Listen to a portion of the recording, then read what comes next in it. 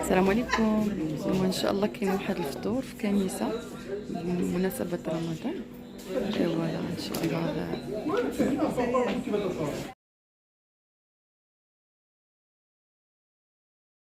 Le frère et son équipe qui nous ont préparé ce merveilleux dîner du iftar.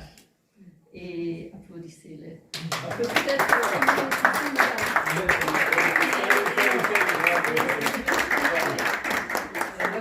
Merci beaucoup, c'était vraiment chouette. Et c'est Amine d'ailleurs qui a pris l'initiative de faire cet iftar avec nous et de partager ça avec des personnes de notre communauté, avec les amis d'autres communautés, d'autres religions. Et je trouve que c'est une initiative formidable. Voilà. Pour ceux qui ne connaissent pas encore Amine, je vais lui donner la parole d'abord. Alors, je vous présente quand même une personne qui est très importante aussi avec moi, c'est Myriam. Et vous savez que le prénom de Myriam est très important chez nous. Oui. Oui. Oui. Oui. Oui. Et un jour, elle m'a dit, mais qu'est-ce qui t'a fait rentrer ici? Parce que ce bon Dieu qui t'a fait rentrer ici m'a changé la vie. Et j'ai dit, parce que justement, chez nous, on doit écouter toutes les religions, respecter les personnes, comme on a été respecté à l'époque, quand ils ont quitté la Mecque, vous vous rappelez, c'est notre prophète, eh bien, il a été accueilli par d'autres personnes. Et quand on lui a demandé la différence entre leur religion et notre religion, il y a eu plusieurs réponses. Mais c'est vrai que des fois, ce n'est qu'une ligne. C'est vrai. Et le plus important, c'est n'insultez pas les autres religions si vous ne voulez pas qu'on vous insulte. Respectez l'autre, quelle que soit la personne. Et aujourd'hui, grâce à Myriam, on a lancé ici plusieurs activités. Et d'ailleurs, on a été présenté par le Cheikh Ben Tounes, qui nous a invités à venir ici, à célébrer avec notre ami Marc, le vivre ensemble. Et on a projeté un film ici, qui était Nous tous. Et cette année, le 12 mai, on va refaire une réunion ici, interreligieuse, dans le cadre du vivre ensemble, en se posant la question, est-ce qu'on peut vivre ensemble en paix aujourd'hui? C'est très très important. Alors aujourd'hui, vous êtes dans une église, pas n'importe laquelle, c'est l'église de la Scientologie. Alors, si on ne rentre pas dans cette église, on ne peut pas savoir qui sont ces personnes, si elles sont charmantes, polies, éduquées, mais en tous les cas, on ne se fera jamais l'idée. Et c'est pour ça qu'aujourd'hui, j'ai été invité dans les synagogues, on va le faire aussi dans les églises, mais c'était un plaisir de le faire avec Myriam, puisque nous sommes partenaires avec Myriam, et qu'on a créé Peacefully Connected, qui aujourd'hui, en fait, c'est le premier repas de Peacefully Connected. Voilà. Et d'abord, je vais laisser la parole à Eric, parce que Eric est le directeur. Je vais le dire exactement. Voilà. Et j'aimerais lui laisser un petit mot. Ensuite, merci d'avoir accepté, parce que vous êtes nos premiers, on va dire, invités. Donc ça veut dire qu'on va pouvoir accepter vos critiques. Il y a une personne qui m'a dit « Attention la salade !» J'ai dit « Je m'excuse madame !»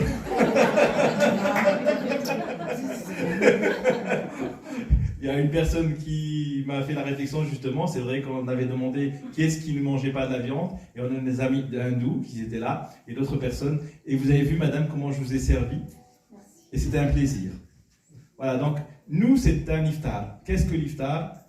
C'est de pouvoir manger ensemble et partager à l'heure du repas, du ramadan, et quelle que soit la personne qui frappe à la porte, elle sera toujours la bienvenue. Donc c'est le partage. C'est pas de manger quelque chose de riche.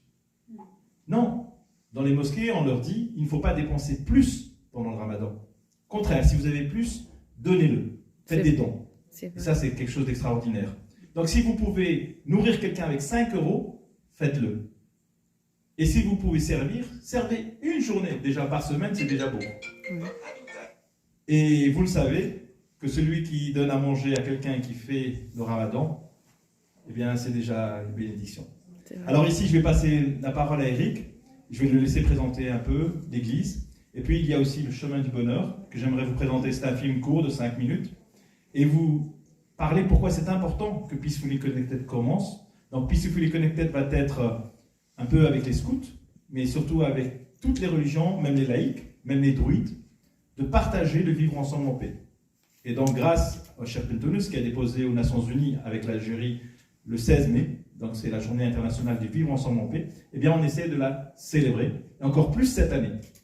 Parce que beaucoup de gens nous disent, mais vous n'êtes pas avec l'Occident, mais nous sommes belges, nous sommes européens. Et après ils nous disent, mais vous êtes avec l'Afrique? Oui, nous sommes africains aussi, parce que nous sommes originaires, nous sommes cette diversité. Et je m'excuse, je m'excuse pour les gens qui ne parlent pas français, je pourrais reprendre le texte, mais en tous les cas, c'est ça le vivre ensemble en paix. Donc je laisse la parole à Eric, et ensuite, ça c'est ce qu'on appelle une jama'a, une qa'da. Qa'da, chez nous, ça veut dire que c'est pas nous qui avons le micro. Le micro, ensuite, c'est de le partager avec vous. Parce que notre question aujourd'hui, vous avez accepté notre invitation, et bien nous cherchons, comme dit Marc, des commandos pour la paix, pour aller communiquer avec tout le monde et de promotionner ce vivre ensemble en paix. Et aujourd'hui, on l'a fait ici dans l'église de Scientologie européenne, et on espère que l'année prochaine, dans toutes les églises, on puisse trouver des amis, des partenaires, partager des iftars et inviter des personnes dans les églises de la Scientologie, et puis expliquer pourquoi aujourd'hui nous sommes assis à côté, parce que nous ne cherchons qu'une chose, c'est vivre ensemble en paix. Bravo. Alors, en fait, bon, je suis le vice-président du bureau européen de l'église de Scientologie. Je ne vais certainement pas vous expliquer ce qu'est la Scientologie en quelques mots, puis je pense que vous n'êtes pas forcément là pour ça. Sachez en tout cas que cette église vous est ouverte, et que si vous voulez en apprendre plus, ne serait-ce que par curiosité, vous êtes les bienvenus, vous pouvez revenir quand vous voulez, et on a plein de moyens de vous expliquer ce que c'est que la Scientologie. Vous venez, vous regardez des films, vous repartez, vous êtes libre, vous êtes ici chez vous. Par contre, je voudrais répondre à une question très importante qui a été posée. À un moment donné, tu as dit, la question importante, c'est peut-on vivre ensemble en paix? La réponse est finalement extrêmement simple. Regardons-nous ce soir. La réponse est oui, on peut parfaitement vivre ensemble en paix. Bon, maintenant, ça doit être certainement un petit peu plus compliqué, puisque quand on regarde autour de nous, ce n'est pas toujours le cas. Il n'empêche que si on multiplie ce genre d'initiative, et à ma table tout à l'heure je parlais, on disait en fait, c'est une très bonne idée, chaque lieu de culte devrait inviter une autre religion à venir pratiquer les rites de l'autre à l'intérieur de son lieu de culte. Une mosquée devrait inviter les juifs à pratiquer à faire Rosh Hashanah chez eux. Les juifs devraient inviter les musulmans à faire iftar dans la synagogue, et ainsi de suite. Et c'est ce qui est un petit peu en train d'être fait. Et on devrait multiplier ce genre d'initiatives, pas seulement à Bruxelles, dans toute l'Europe. Et certainement, est-ce que ça suffirait? Non. Il faudrait aussi le promouvoir. Parce que si on ne le fait pas savoir, les gens vont rester avec ce qu'ils voient à la télé. Et ce qu'ils voient à la télé, c'est que l'islam, c'est extrêmement dangereux. C'est que la Scientologie, c'est une secte extrêmement grave. C'est que les religions s'entretuent. C'est ça qu'on leur montre aujourd'hui. Et je pense que notre premier devoir, si on veut aller vers un monde peacefully connected, c'est-à-dire connecté à la paix ou en paix, c'est de promouvoir les actions qui montrent un vivre ensemble fait, un vivre ensemble possible et un vivre ensemble concret. Donc c'est ce qu'on essaie de faire ce soir, c'est ce qu'on fait ce soir. Et effectivement, le 12 mai, ici, on célébrera le vivre ensemble.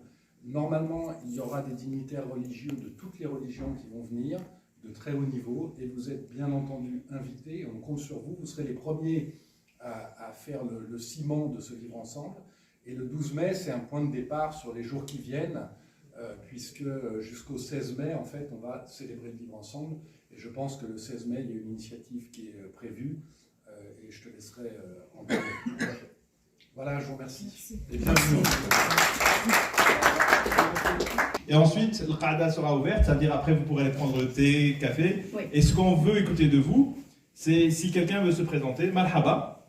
et puis nous expliquer qui il est, comment il peut nous aider aussi, et puis nous aussi ensuite pouvoir faire le réseautage, comme on appelle, connecter. Et donc la séance sera ouverte. Donc on avait une personne de Liège qui est venue aujourd'hui, qui a dû s'absenter, qui s'excuse. C'était extraordinaire.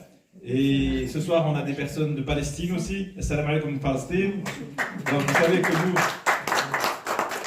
à chaque repas, on demande à ce que si on peut vivre en paix, commençons aussi par la Palestine, parce que nous sommes pour la paix en Ukraine, mais pourquoi pas la Palestine aussi, Inch'Allah. Donc voilà, je te laisse. اللي شفته تو وجعلناكم شعوب وقبائل لتعرفوا يعني جميع الأديان أهم حاجة المحبة والسلام لكل الأديان ما فيش فرق بين هذا وبين إن كلنا بشر فالمحبة يعني الحمد لله رب يدوم المحبة على الجميع والمحبة والتسامح هو بالنسبة لنا نعمة الإسلام هو المحبة والسلام والسلام إن شاء الله يعم على كل العالم شكرا لكم. Pour les personnes qui n'ont pas compris, il a dit d'abord c'est l'amour et la paix. Et c'est très très important. Et par rapport au film qu'il a vu, oui bien sûr, à travers toute cette religion, nous ne souhaitons que de vivre en paix. Si je me trompe, vous pouvez me corriger encore. Alors, j'ai invité aussi Muriel, parce que comme ça vous présente aussi les personnes de cette église qui participent.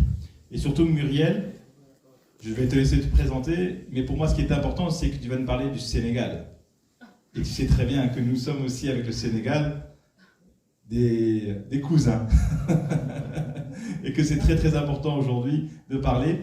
Et puis je voulais aussi que tu nous parles de comment toi tu as vécu de l'intérieur de l'église le chemin du bonheur. Merci.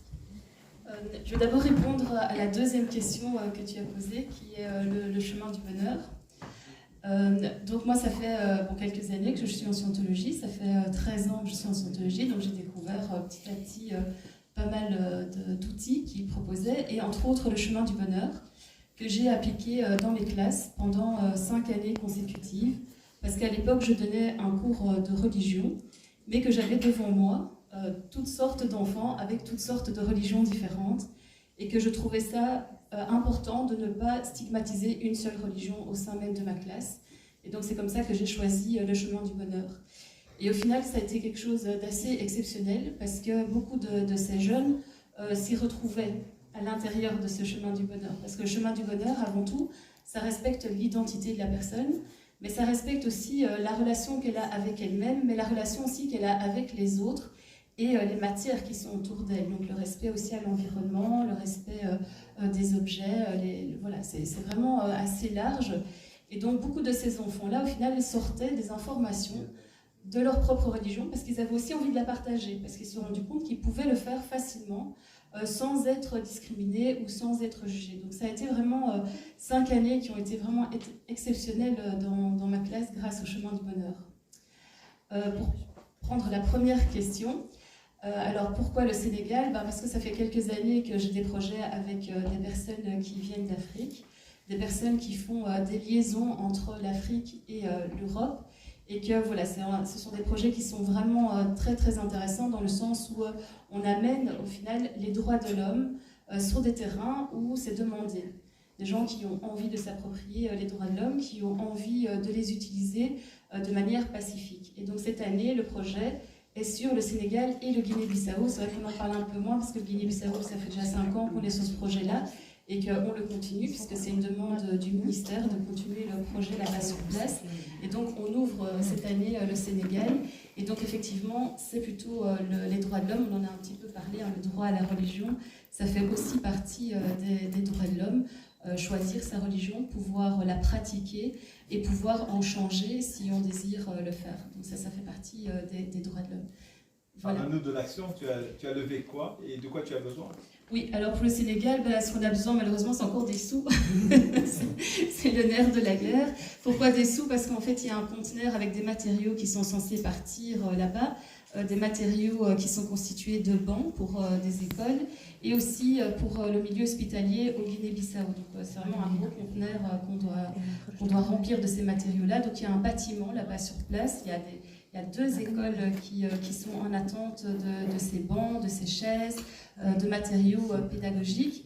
On amène des kits effectivement pour éduquer aux droits de l'homme et on amène aussi des kits pour apprendre la technologie d'études, qui est une technologie assez particulière parce que ça permet d'apprendre à apprendre et je pense qu'il y a des contrées là-bas qui ont... Voilà. Alors quand je suis arrivé tout à l'heure, il y avait une personne qui était avec nous derrière le bar, et puis il y a une personne qui a dit « Vous travaillez ici ?» Et puis elle dit « Non, moi je suis partenaire. » Voilà, c'est eux qu'elle dit. Et puis, ah oui, en fait, je suis journaliste, donc si vous me dites quelque chose, ne vous étonnez pas. À moins que vous précisiez que c'est en off, ça c'est autre chose. Donc, nous avons notre sœur qui est là, Amina, moi je suis Ami. Et puis nous avons Marc. Alors, parce que c'est Marc, parce que quand Cheikh Bentounes est venu ici, c'est un des meilleurs amis du Cheikh. Et d'ailleurs, quand il va le rencontrer, moi je le sais après, il est là. Alors je vais lui laisser la parole, parce qu'un peu il va nous présenter qui il est, car vous ne pouvez pas vous imaginer la vie qu'il a eue. Moi j'ai eu la chance de l'enregistrer, donc cette interview est en ligne sur Peacefully Connected, vous pourrez la trouver. Et de l'autre côté, c'est tout un exemple. Donc à son jeune âge, je vous propose de l'écouter un peu, et ensuite on passera à Amina. Marc, parle-nous justement du 12 mai et du Cheikh Bentounes, de la relation que tu as avec lui. Et pour toi, est-ce qu'on peut vivre ensemble en paix, toi qui as connu toutes ces années? Merci. Oui, comme je le disais, mon père me parlait de ce qui se passait en Europe en 1914. Il avait 14 ans. Moi, je n'étais pas né. Et il a vécu ça et il m'a raconté ce qui s'est passé. Moi, je suis né en 1931 et en 1940, j'avais 10 ans. Et maintenant, j'ai 92 ans. Dans les circonstances qu'on connaît, que chacun peut évaluer, de tout ce que vous voyez dans les journaux, à la radio, etc., et toutes les horreurs que vous entendez. Mais avec le Cheikh Bentounes, on a décidé de faire quelque chose. C'est-à-dire que le Cheikh Bentounes a créé de toutes pièces une journée officielle reconnue par les Nations Unies, qui est le 16 mai de chaque année. Et cette journée du 16 mai de chaque année, officielle des Nations Unies, c'est la journée du vivre ensemble en paix. Et ça ne pourrait pas être plus d'actualité que maintenant. Donc nous allons célébrer ça, et nous allons célébrer ça, nous, non pas le 16 mai, parce que le 16 mai, il y a plein d'activités qui vont se greffer sur ce vivre ensemble, ici à Bruxelles, mais on va le faire le 12 mai. Le 12 mai après-midi, Cheikh Bentounes va venir, et il va nous expliquer l'importance du vivre ensemble en paix. Et si on peut espérer que quelque chose de magnifique se passe dans les semaines, les mois et les années qui viennent, c'est véritablement le vivre ensemble en paix. Donc le 12 mai, on espère avoir un maximum de personnes qui vont venir. J'ai invité des représentants des grandes religions, des leaders religieux, aussi bien juifs que catholiques, que protestants, que musulmans, vous voyez. Et tout le monde va se retrouver ici le 12 mai et va célébrer le vivre ensemble en paix. Donc, on devrait tous être là parce que qu'est-ce qu'on peut faire aujourd'hui dans notre monde? C'est vraiment se réunir, parler et faire valoir notre point de vue et notre décision de vivre ensemble en paix. C'est juste une décision. On voudrait peut-être vous faire croire que la décision ne nous appartient pas, mais ça n'est pas vrai. La décision nous appartient complètement. Donc on va le dire et on va s'en servir et on va en parler le 12 mai tous ensemble. Voilà.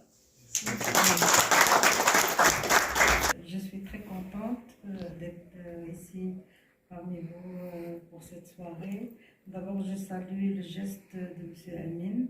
C'est vraiment formidable de penser à organiser une journée comme ça, de convivialité avec toutes les religions. C'est vraiment un très très bon geste. Je vous salue pour ça. Et vous m'avez demandé tantôt une question, est-ce que je travaille ici? Oui, mais en fait, je fréquente ici beaucoup avec Madame Myriam, la très gentille Myriam, qui nous a ouvert les portes pour plein de formations. Et donc, j'ai fait un partenariat ici avec Muriel. Muriel, elle est où?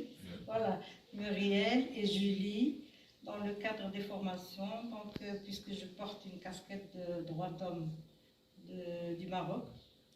Et donc,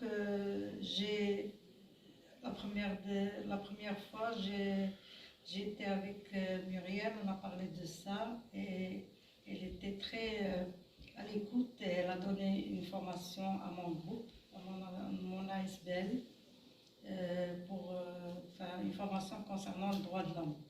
Et alors, tout le monde a aimé. Et depuis, voilà, on a commencé à avoir un partenariat. J'ai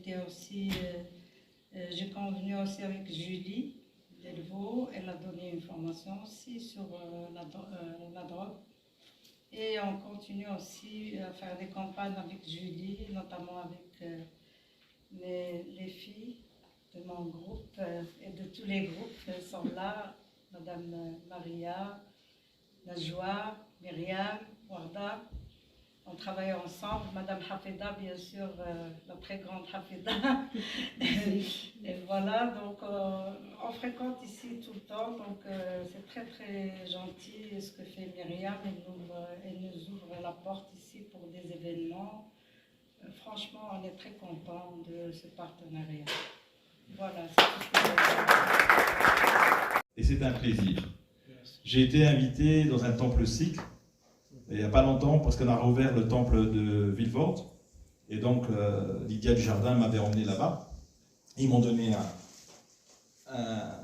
voilà, pour couvrir la tête. Et j'ai découvert que là-bas aussi, il fallait se couvrir la tête. Et que n'importe qui passait dans le temple sikh pouvait rentrer manger. Quelle que soit sa religion. La seule chose, bien sûr, de respecter les rites, donc de se couvrir la tête, et bien sûr d'enlever ses chaussures à l'entrée. Et puis ensuite, il y a quelques passages. Et on a découvert ça. Et vous, vous êtes hindou, donc vous allez pouvoir nous parler. Et puis nous avons notre amie, Madame Abdi Hafida. Voilà, Abdi Hafida. Abdi Hafida. Abdi Hafida, qui est très très important. L'abd, c'est l'être humain déjà. Donc Hafida, c'est la protection. Non, c'est la confidente. Ah, Hafida, la confidente. Voilà. Donc c'est aussi. Donc on va passer la parole. Comment vous êtes venu ici? Parce que je sais que c'est aussi à travers Myriam. Et puis est-ce que on a été à votre hauteur? Et comment on peut vivre ensemble en paix à travers, pas manger, mais maintenant vivre à travers nos religions. Assalamu alaikum. It's iftar. So is it okay I speak English? Yes. Okay. Thank you. So namaste, as we say in Hindu. Namaste. So I'm very honored to be here. Thanks to Miriam, who came to our temple in Oudenaarde and extended the invitation to come here. So it's a real privilege to be here, to be part of this. Grateful for the blessings that we receive, because it is a blessing, because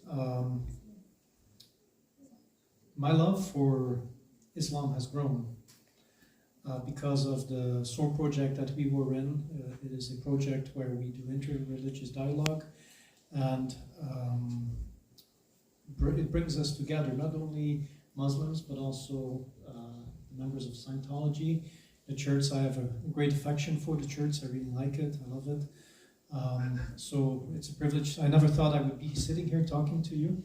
But with Hinduism, we also have an importance of fasting.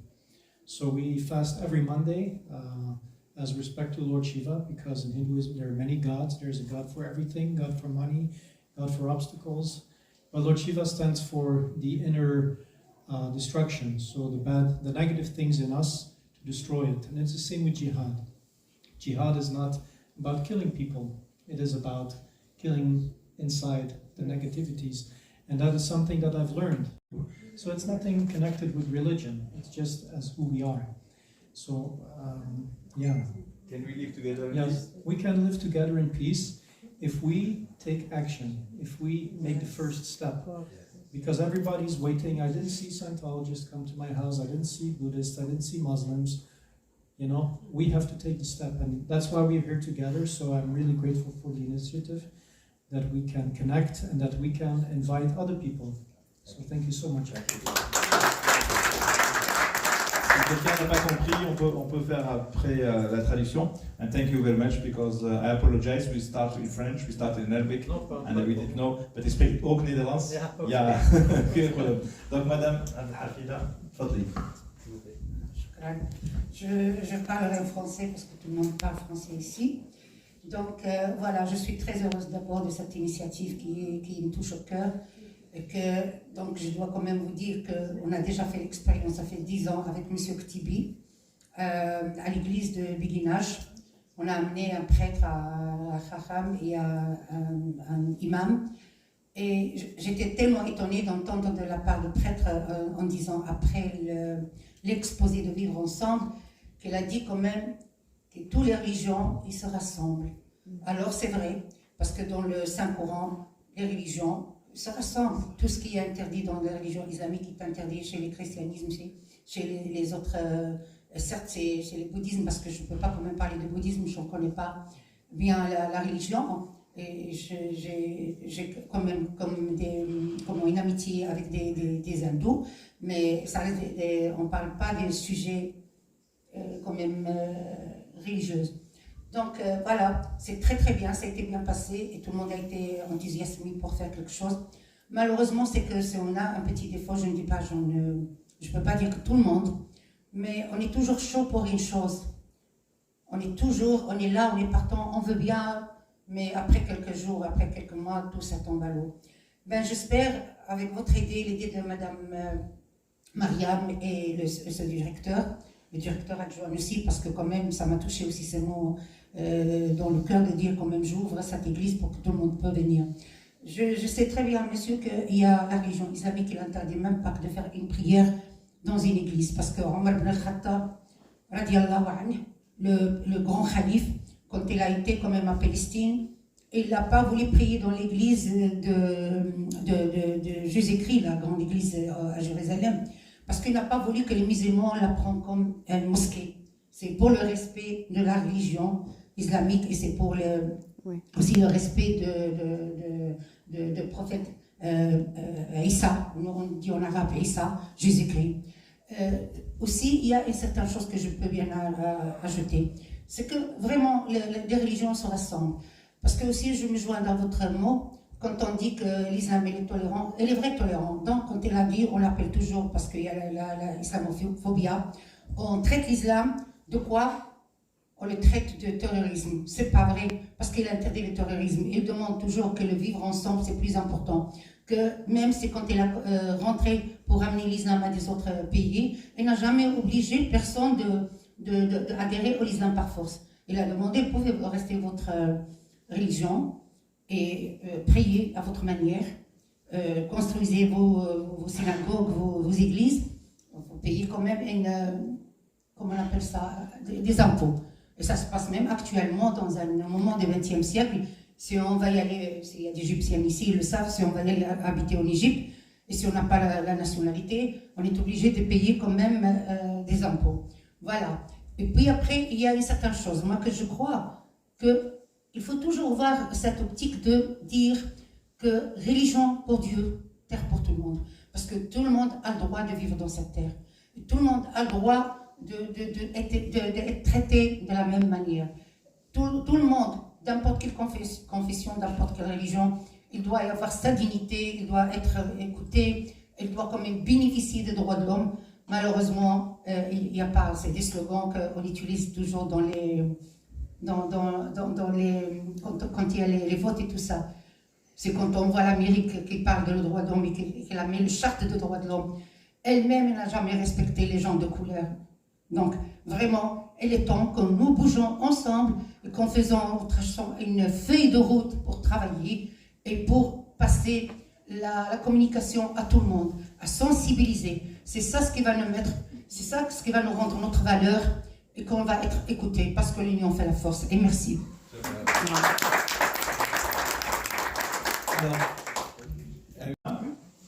À communiquer. Ce que j'ai découvert chez la scientologie, c'est que la communication fait partie aussi des axes. important. Rappelez-moi, il y a le respect, les 3 arcs. Les 3 arcs, il y a l'affinité, la réalité qu'on partage et la communication. Et c'est le triangle qui forme la compréhension. Voilà. Donc, moi je suis communicant en fait. C'est-à-dire que j'arrive à trouver des personnes et essayer de les mettre ensemble. Ensuite, bien sûr, on essaie de mettre la réalité ensemble, mais j'essaie de communiquer. Pourquoi? Parce que c'est très très important. Et aujourd'hui, en les invitant ici, c'est comment est-ce qu'on peut réaliser quelque chose en plus. Donc je vais laisser présenter Anna ce qu'elle fait. Ensuite, je laisserai présenter ma mère aussi ce qu'elle fait. Parce qu'à nous 3, normalement, nous produisons, que ce soit des pièces de théâtre, des films ou des histoires, des scénarios. Anna. Merci.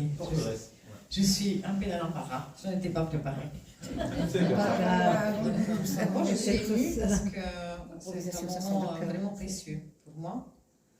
Avec mes origines italiennes du Sud, avec ma religion de famille qui est d'abord le christianisme et puis l'Église catholique, où j'étais particulièrement active quand j'étais jeune.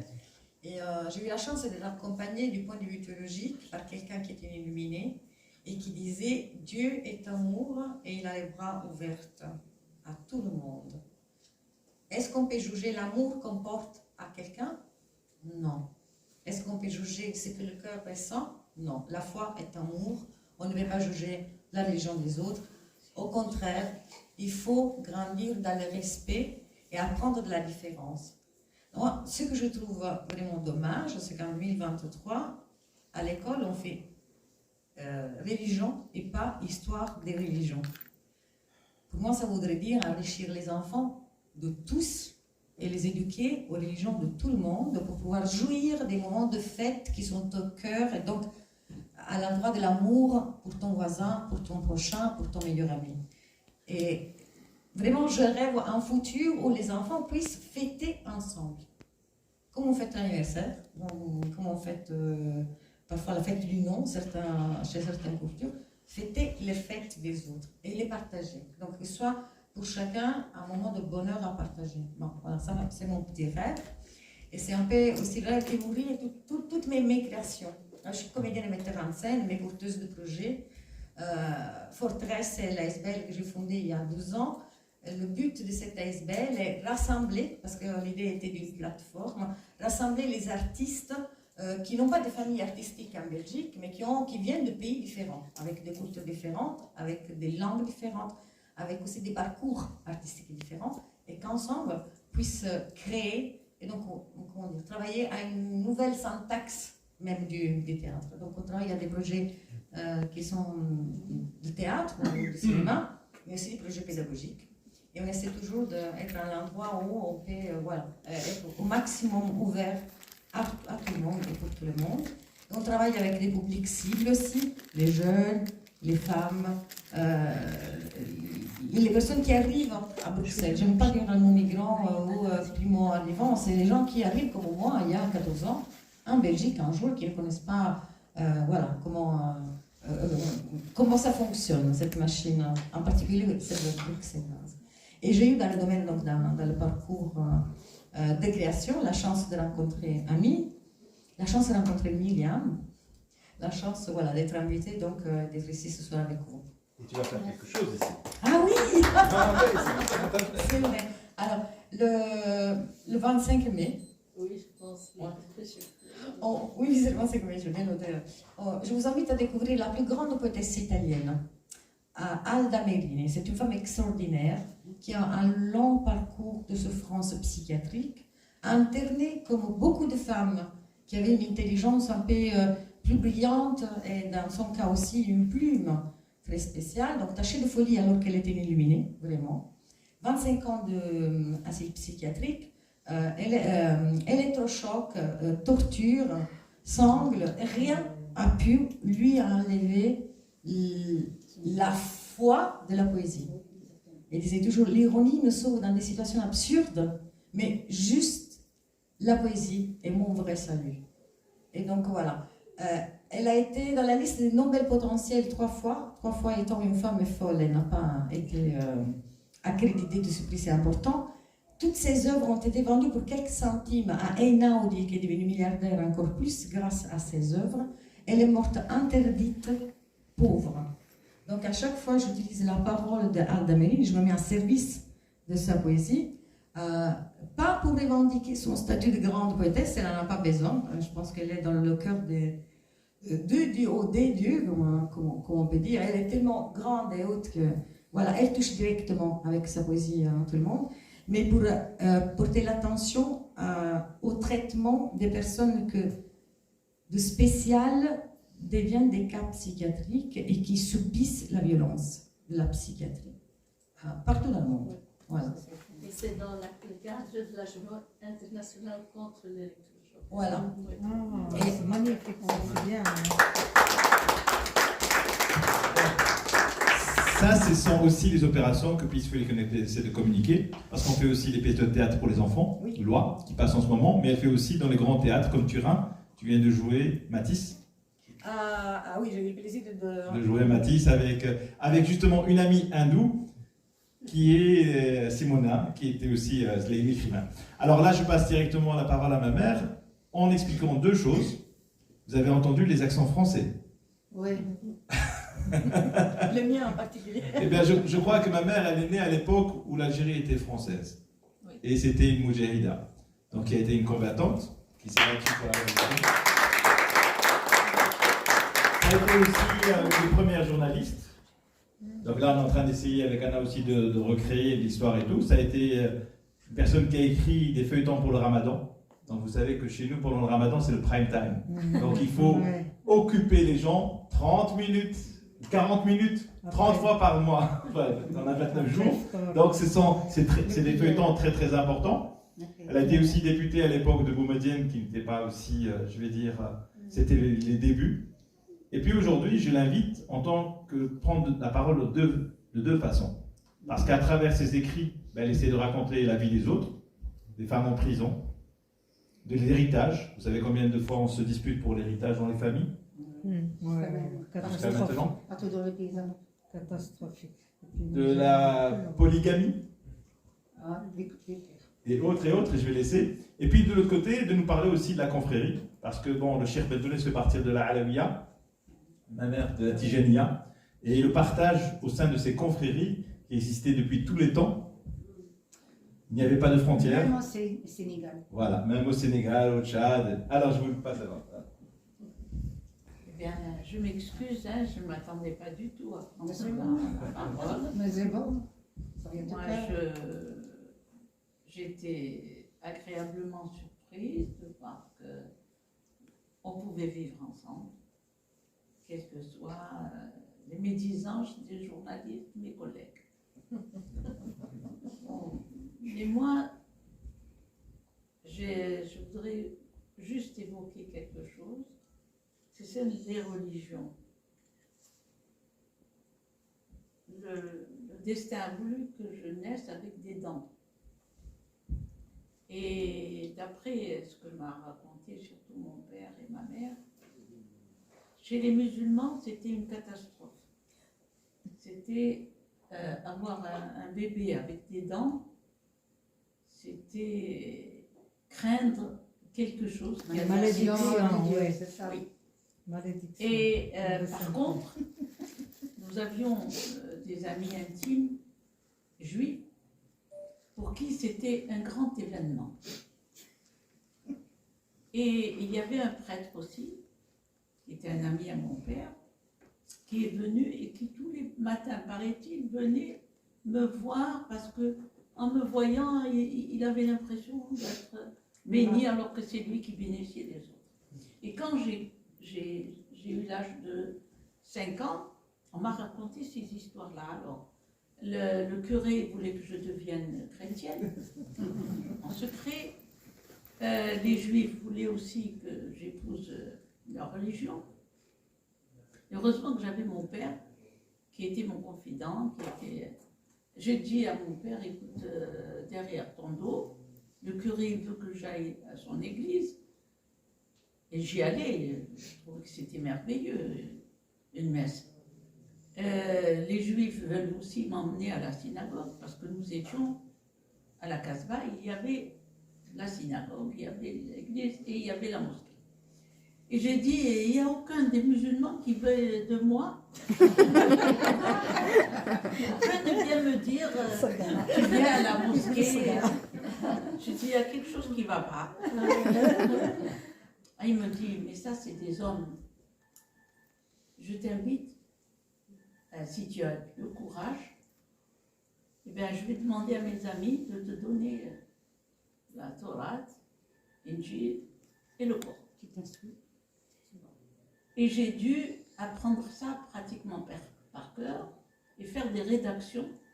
C'était mes premières rédactions comparatives entre ça. Et puis après, j'ai dit au prêtre, d'ailleurs, il est parti juste au début de la guerre d'indépendance, et heureusement pour moi, parce que j'aurais pas pu entretenir les mêmes relations que j'avais avec lui. Et la juive aussi, je me rappellerai toujours d'elle aussi, c'était, et son mari Youssef, sont partis aussi en Israël dès que la guerre a éclaté. Et c'était très bien pour moi parce que ils étaient dans un camp et nous on était dans l'autre camp. Et donc j'ai trouvé que non, ceux qui ne voulaient pas de moi, moi ils voulaient. Donc j'ai tenu à l'islam et il y a eu la révolution et on a commencé la révolution. Je disais tout à l'heure à Marc, je disais que c'est grâce à la défaite des Français en Indochine que les militants, dont mon père, ont eu le courage de déclencher la révolution. C'est grâce à eux. Et ça, les historiens ne veulent pas le dire, mais moi je le dis en tant que journaliste. C'est grâce à eux. C'est quand ils sont revenus à la Casbah, à la Redoute où nous avons ensuite déménagé, et qui nous ont raconté les débâcles de l'armée française, on s'est dit, mais alors, l'armée française n'est pas une armée invincible. Si elle a vécu, elle a accepté de rentrer tête basse en Algérie, alors qu'ils faisaient les oraux en Algérie. Si ils sont rentrés tête basse là-bas, c'est que nous, on peut. On peut. Et alors, c'est comme ça que la révolution, les gens qui ont décrété que c'était la révolution, eh bien, c'est grâce à eux. Et moi, je le dis aujourd'hui pour l'histoire, parce que dans l'histoire, on ne raconte pas la vraie vérité. Mais moi, j'ai toujours dit la vérité, je continuerai toujours à le dire.